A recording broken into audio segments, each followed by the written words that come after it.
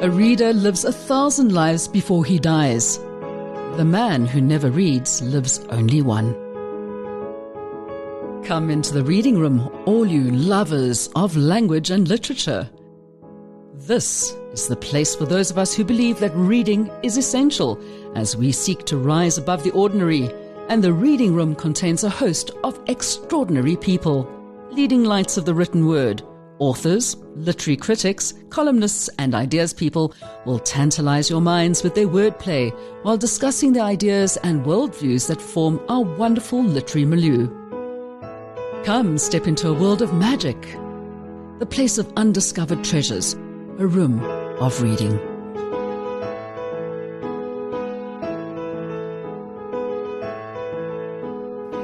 So when it comes to things that are green, well, people are always sitting there and going, yes, I'm a gardener, but I only want to grow vegetables. And oh gosh, my garden must look absolutely 100% spick and span, not a leaf out of place. Fortunately, there are many of us who don't believe that. And I know the late, great Margaret Roberts also was into the whole thing of when is a weed, and when is it actually a plant? Well, all plants are plants. That, you call them weeds if they're in the wrong place or you don't want it in your particular space.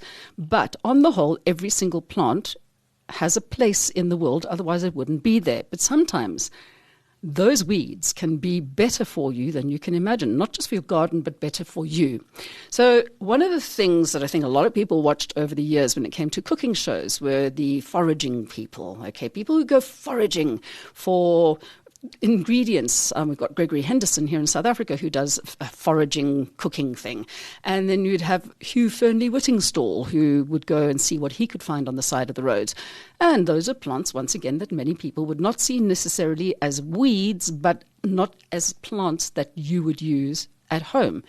But wild about weeds, is something that I think all of us should be getting into. And this is something that Nikki Brighton has definitely gotten into and brought out this fantastic book, which we're going to be hearing about a bit more. Thanks for joining us, Nikki.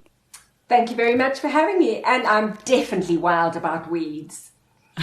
I'm glad to hear that. I'm like, there's so many things that, people were coming up and saying, oh, you mustn't pull that one out. That's really good and health giving. And like ashwagandha, for instance, which was like grows on the side of the road and people didn't realize how good it is for you. And now people are getting all of those things and making muti, for want of a better word, on doing that. And I've always thought that, in the past, if you have a food garden and you have stuff like an elder growing in your garden, sambucus, these are things that you can have as a pharmacy, your backyard pharmacy. So what aspect do you go into when it comes to being wild about weeds? Are you looking at it from the foraging point of view, from the Epicurean point of view, from the medicinal point of view? What is the whole gist? Well, I'm definitely interested in flavor and taste. So that's where it began. I'm a foodie and I like interesting food, and I'm a locavore, which means I live very locally and I know everybody who grew every bit of food that I eat. So definitely that's where I came from. But it was quite astonishing once I started exploring this exciting world of weeds to discover that food really is your medicine. Honestly, it is absolutely your medicine. And so I do believe now that whatever is growing all around us at this moment, in this season, in our terroir, as we can call it, is what we should be eating. And that's good for you. The micronutrients, the microorganisms that are, embedded in the plants. I mean, this has got to be, it's food and medicine all rolled into one, and it's free. And it's free. And, of course, it's also part of the slow food movement ethos as well, which is where I came across you from having interviewed Melissa de Belot, who's like part of the slow food movement too. And I think a lot of people are getting into that, and I will refuse to buy fruit and vegetables from a supermarket which have been imported from somewhere else, to be honest. If it doesn't come within a kind of a couple of kilometers radius, I'd rather not have the food. And it's always the best to go from your garden fork to your kitchen fork and eating it like that. So where do you live actually? I live in Howick, which is in the KwaZulu-Natal Midlands, which I think is the centre of the universe, because our food It's God's own country, you're quite right. Well, it's off the charts. Our food is amazing here. We have very good small-scale growers. I know the name of the cow I get my milk from. The access to the farmer and the access to good food is absolutely incredible around here. And never mind the abundance. Absolutely, this is the climate of abundance. The soils are good, there's rain and there's heat, and so that's where I am. So, Howick is absolutely stunning. I've been there a lot. And how do you get people involved in it? Because I know there's a lot of people also through the slow food movement who have now started taking people aside and saying, let me help you to grow your own food. But there still is a bit of a cultural resentment in a way from some people. Like, if you live in the northern suburbs in Johannesburg, you can afford to have a food garden and that's your little pretty thing that, oh, look, I grow my own vegetables. Whereas in places like Orange Farm, originally just south of Johannesburg, it was a case of like you were seen to be the poorest of the poor if you were having to grow your own food. So it's trying to get people to understand that the way of actually having healthful food is to grow your own. But then how do you get past that saying, oh, you have to grow your own food because you have no money to go and buy takeaways? Look, I think we have to accept that aspiration is, a huge part of our culture in South Africa. And I think growing food is quite widely accepted now, particularly after COVID. And I work a lot in Mpopomeni. I did a book a few years ago called Mnandi, which was a taste of Mpopomeni. It was celebrating the cooks and gardeners of that township. And that had all sorts of recipes and lots of gardening tips and all the rest. And I've seen over the years, gardens have really flourished there. And so what I'm trying to do now is to say, don't dig up all the ground and plant Swiss chard and cabbages. Actually eat what's just there, growing all on its own. So now I'm taking it even one step further. It seems to me crazy to do all that work growing cabbages when you could rather just eat probably more nutrients than a cabbage. You could rather go dancing or go for a walk for the afternoon. It's too hot sometimes to garden. So that is definitely a bigger mind shift, I think, than gardening. And that also, I just had a workshop on the weekend, and one woman who's now got a very urban job, she's very smart in communication, and she remembered so much from our workshop. She's saying, I remember this. I said, look at you. All these memories are in your bones. You don't have to do much work. You've just got to jiggle the memories up a bit. And she says, yes, but we don't want to eat blackjack anymore because we used to have to eat blackjack. And I completely understand that. But the thing is, once you learn that blackjack has far more nutrients and is much better for you than Swiss chard, surely the shift is just going to come naturally. And I have observed that. People are just shifting when it's the right time and the right place, then they just make the shift. Your book itself, though, you do weed walks and wild lunches in Howick. You've been around the country to do things in different places because, obviously what you get in different places in the country is quite different to what you would be used to in your own hometown.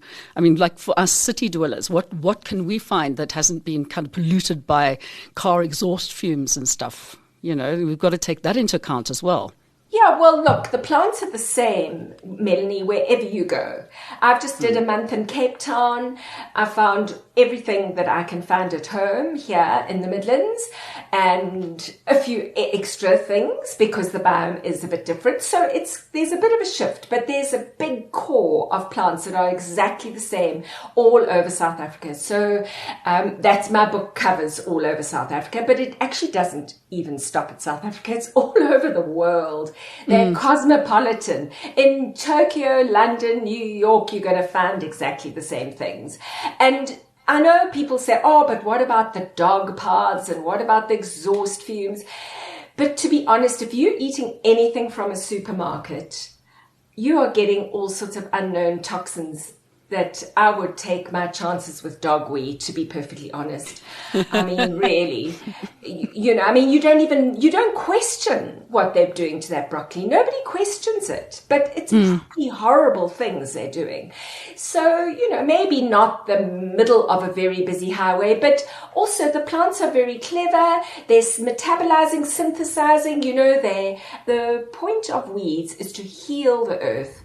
That's what these pioneer plants are doing, that all the time. They are just racing along where humans have disrupted things, and they are doing the healing work. So they are mining minerals from deep below and changing the toxic things that are in that land and healing it and making it better.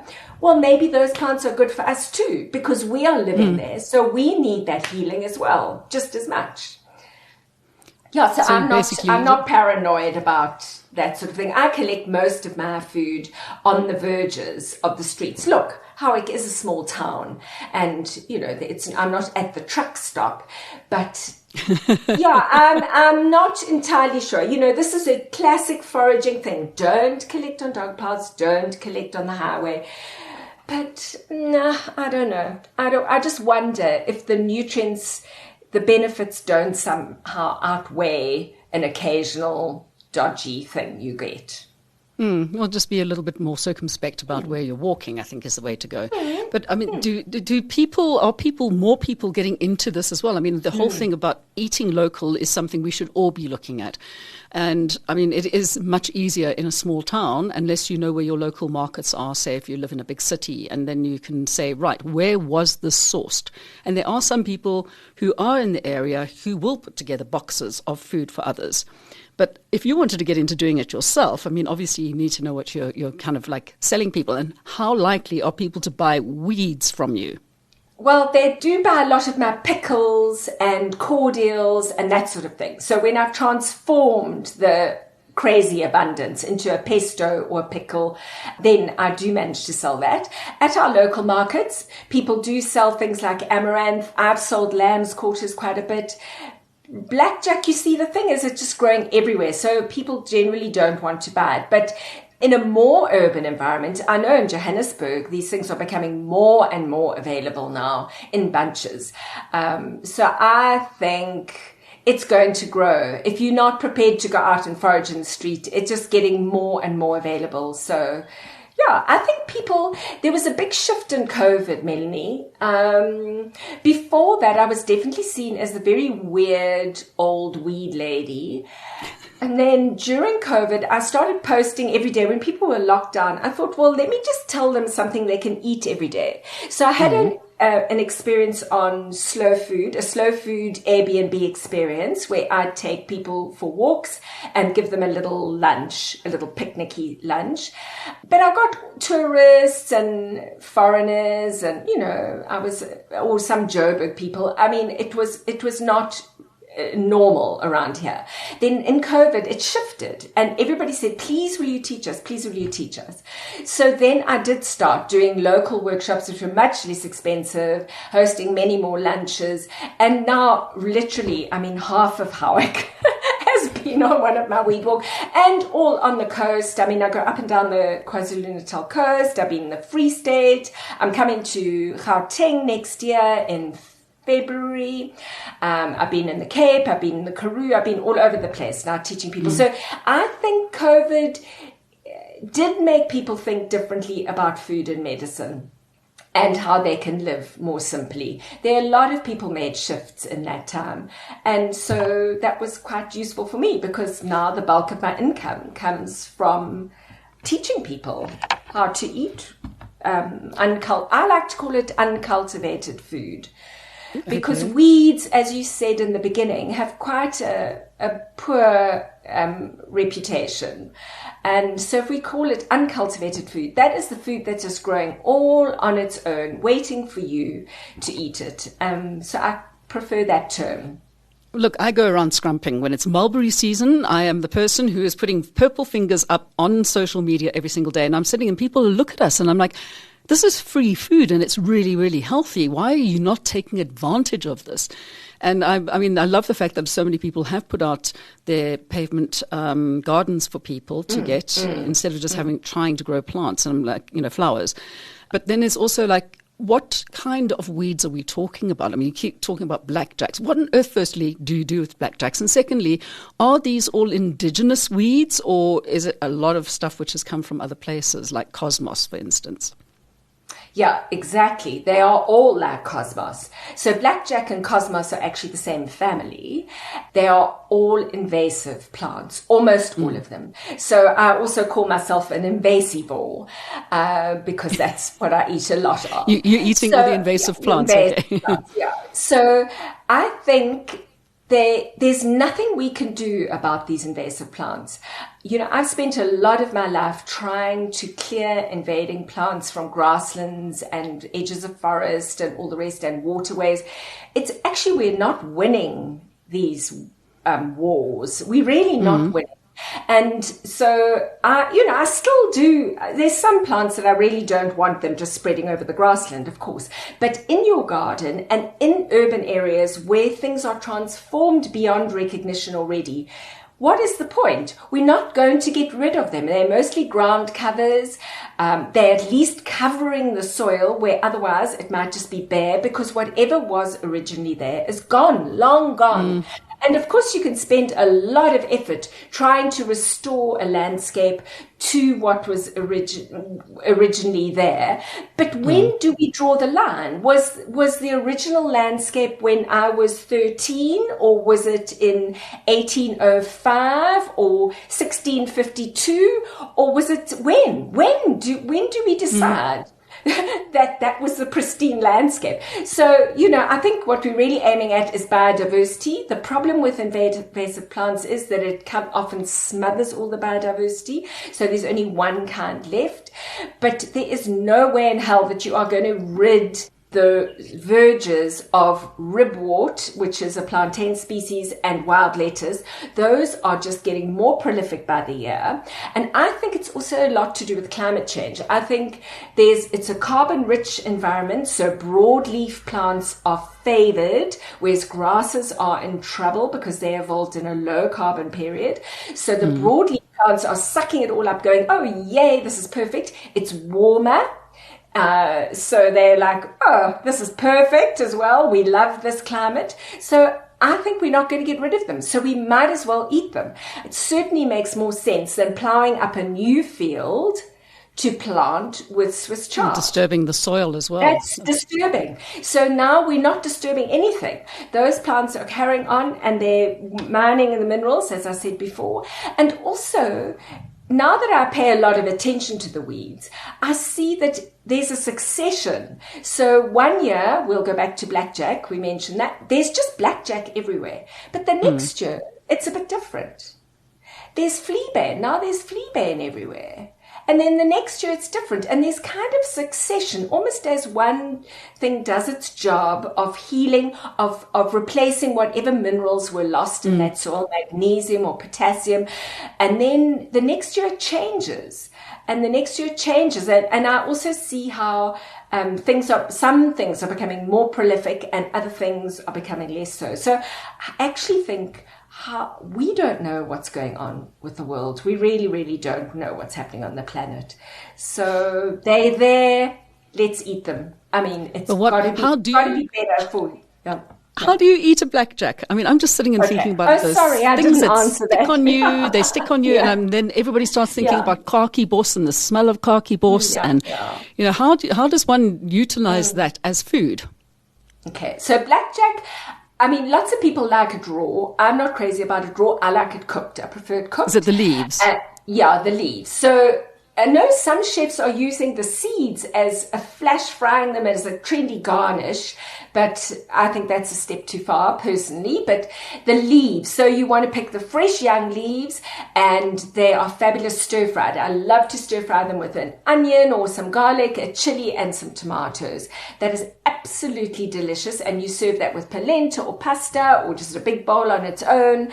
Add some nuts or add some peanut butter in. And that's quite a traditional food in Africa to eat it that way. And it really is very, very delicious. A lot of people now are making blackjack tea, and apparently it's antiseptic and anti-inflammatory. So the anti-inflammatory properties are being used a lot in cancer treatment. So a lot of people are using it. I mean, I haven't got scientific research to prove that, but I'm just saying in traditional healing, it's used quite a lot. And I mean, I know in other places, like in Malawi, somebody's told me that they actually pick the tops off, and so that the side shoots grow. You can imagine it's sort of coppicing out the sides, and then those taste even nicer than the top leaves. So, you know, in Malawi, they're not farming blackjack, but they know how to manage it so that they're getting the most deliciousness and the most nutrients. And I know in Vietnam, they grow it as a crop. Blackjack is a crop in fields. Harvest it in bunches, or if it goes to the market. So you see, I think we can learn a lot from other cultures. Our little suburban thing, this all seems very cool and a bit weird and a bit wacky. But actually, I mean, who's to say what is food? Like, you mean if it's wild lettuce or lettuce? So we say it's wild lettuce, but it's actually the same family, and it's like the cousin. And I think the lettuce you pick on the pavement, the verges, tastes a lot nicer than any lettuce you can buy, because, well, our lettuce is all hydroponically grown. So it's got no nutrients, it's got very little flavor. But somewhere in the world, that plant is lettuce, not what we call cos and butter lettuce and all the rest. So, yeah, I think it's very interesting. Well, and it's also a case of like... teas are a lot. Like things like amaranth, and it will, you know, I know about that from obviously like people like Jane Griffiths, who brought out also, this is what you should grow in your garden. So the local food stuff that used to be the foods that people would eat before the advent of, I mean, I'm fascinated how the Italians, what did they used to eat before anybody went to South America, you know? Because everything came from there, you know. No onions, no potatoes, no tomatoes. Ate artichokes. They ate artichokes. Yeah. Artichokes. But moroch itself, I mean, there's so many different things that can be classified as moroch, not just your Swiss chard or your spinaches, but the amaranth leaves, what else is there? The imbilikitani, which is the lamb's quarters, but moroch and imifino. Moroch is a Sesotho word and imifino is a Zulu word. That is just an umbrella term for wild greens. So it's any old one. It's whatever you like. In terms of wild greens. And so I think people have, marketing has probably done this, that people think moroch is amaranth, but it's not. And amaranth has got many varieties, from low creeping ones to one with thorns, and those ones with the big, tall, red plumes of flowers on the top. So yeah, that's moroch really just means wild greens of any description. And so of course, pumpkin leaves. Oh, absolutely, which are my favorite. Yeah, they're my absolute favorite. Yeah, pumpkin leaves. But so if somebody lives in Johannesburg, for instance, and they think, oh, I want to grow weeds, people are going to look at them like, what? Or where would you suggest that people can go, first of all, like in urban areas, to go and find these foodstuffs? And secondly, is there anybody who actually sells the weeds as seeds for people to grow at home? Yeah, I think Living Seeds do sell quite a few varieties of wild greens. I think African Marmalade, Spiwe Sithole, she's got quite a lot of seed, I think.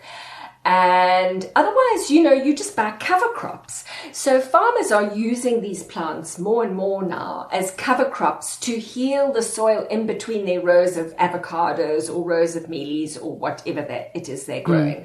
So that is definitely the trend now in regenerative agriculture. And so you can buy clover seed, you can buy vetch, you can buy amaranth, you know, there's loads of things you can buy. But those are agricultural sites. But you can definitely, I mean, I looked one up, I was amazed. You can buy amaranth, you can even buy plantain seed, which was just astonishing because it's everywhere. Yeah. Okay, so tell me a bit more about your book. So you said the first one is a mnandi, which is tasty. And I mean, is that one still available to buy as well? It is still available to buy, yes. So you're self-published as well, hey? Self-published, yeah, absolutely.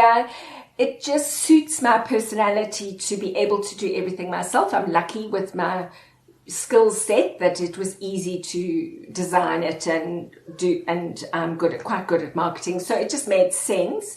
I mean, if you want to be in bargain books, you get like 17 Rand. Well, that's a fib, but you get hardly any money in the end. And most people, I don't think really are going to pick up these books on the exclusive shelf. I think you have to have a bit of an interest or know a bit about me, and then I'll get you excited about it. I don't think it's if you have no interest at all in this, I don't know that it'll leap off the shelf to you. I might do that after a while.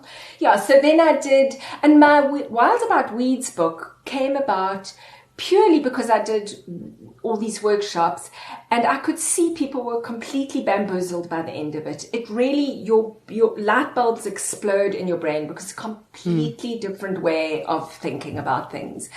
And so they'd say, do a book. And I said, no, there's enough books in the world. We don't need, leave the trees in peace. And after a while, I realized, no, actually, it is a bit cruel to send people away with absolutely nothing, because then they're WhatsApping me forever. What is this? What is this? What is this? And so then I did that first Wild About Weeds, which also has got a lot of recipes in it. So it's got ways to use the things as well as information how to find it and that's necessary. I mean, we might have weeds, but we have no idea what to do with them, and I mean, how to use them, which part of the plant to use. So I mean, there are certain books that you can get, especially if you're growing garden vegetables and things like that. But this is slightly different. You need to know that you're not going to have something poisonous. Well, I don't know, poisonous. There's so few things that really poisonous. But I think there are lots of books about foraging.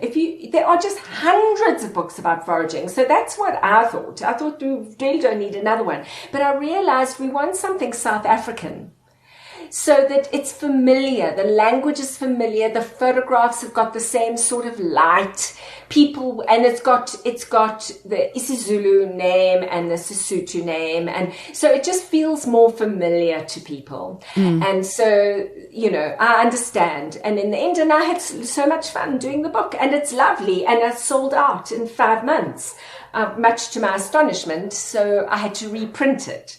And then in the meanwhile, people were saying, "Oh, your book is lovely, but I can't take it with me anywhere because it's too big." And so then everyone said, "We'll do a little guide." So then I did a little pocket guide, which I launched just a few months ago. And that is proving very popular because that you literally can pop in your pocket. And so you can go for a walk around the neighborhood or on a hike or to the beach or wherever you're going, and you can see what to eat. It hasn't got recipes. It hasn't got nearly the same amount of information, but it tells you can eat these plants. Yeah. So you need to have both of the books, in other words. You need to have the small one and you need to have the big one. Of course you do. Absolutely. Essential. And that's what we're trying to do for you, is to make sure that people actually, I just think it's absolutely fascinating. I'm always looking for, having published a book myself on garden design is a bit different and, getting styles right. So for me, it's always I want to find books which are completely different to what I'm used to doing. And that's why I'm finding this completely fascinating. And speaking to authors who have been chefs or part of the slow food movement or whatever, who are getting into gardening, that so many people have done, because they want to grow the food that they want to eat. And this is what it basically is about. You need to be able to do that for yourself as well. So if people do want to get your books, how do they go about finding it? I think the easiest way, it is in shops and all over the country. It's in quite a lot of shops in Cape Town. It's in Love Books in Johannesburg. It's in Durban, in the Karoo. But I think the easiest is to look at my website, which is plantabundance.co.za. There's a list there of all the bookshops, but I post out most days. I post copies around the country with one of the couriers or Paxi or something.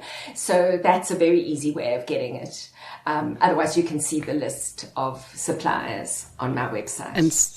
So, I mean, there are 3 books then. There's Nandi and Wild About Weeds and the small pocket version. Yeah, which is called Edible Weeds.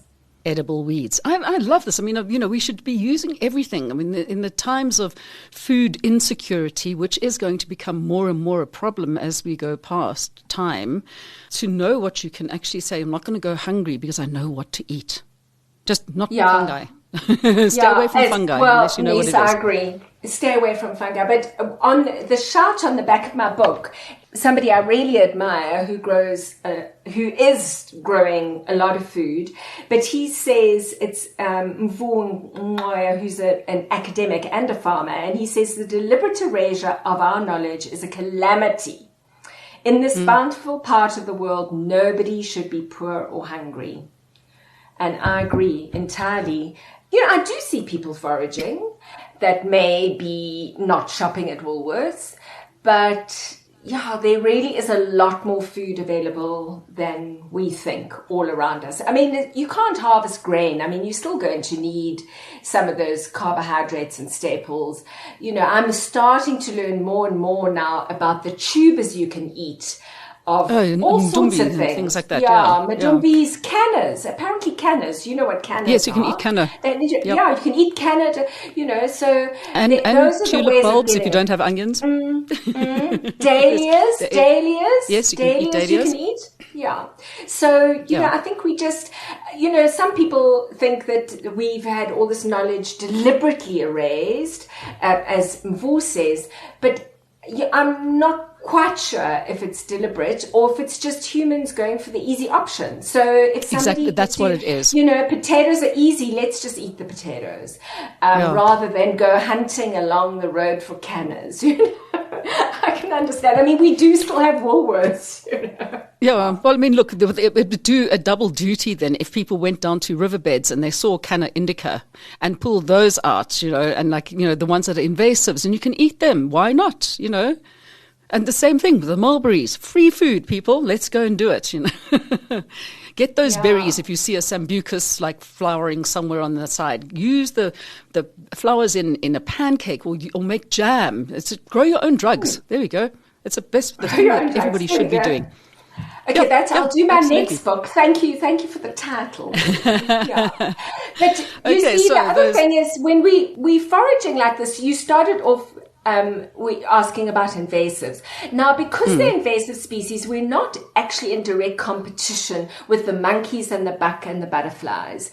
These are extra things. So I think we can forage with more ease for invasive plants. Whereas if you're foraging for indigenous edibles, that's there's a whole different set of ethics there because you're in direct competition. And I mean, I've heard awful stories about marula and even mapani worms apparently now. There are no mapani worms around. So, things can get trendy, and that is always a bit of a problem. So these weeds, I reckon, are the original superfoods. This is superfood. Forget all those things in the health shop. Leave all those plants in peace. Just eat the weeds. Eat the weeds. I'm 100% behind you. I'm going to go and have a look and see what I can find in my area down near the river. I think that's a great idea. Okay, so that book then, those books, shall I say, at www.plantabundance.co.za. And of course, learn how you can give something back to the environment while keeping yourself healthy. And it costs, as you said, nothing. Nikki, thank you so very much for joining us today. Thank you very much for having me. And we will keep on finding out. Let us know when you're going to do another book or when you're coming up to Johannesburg, and we'll put it out there so people can come and learn more face to face. Thanks. Well, there you have it. If you have any questions, remember you can always get hold of us, either myself through Melanie at solidgold.co.za, or if you want to, you can also get hold of the author herself at her website address.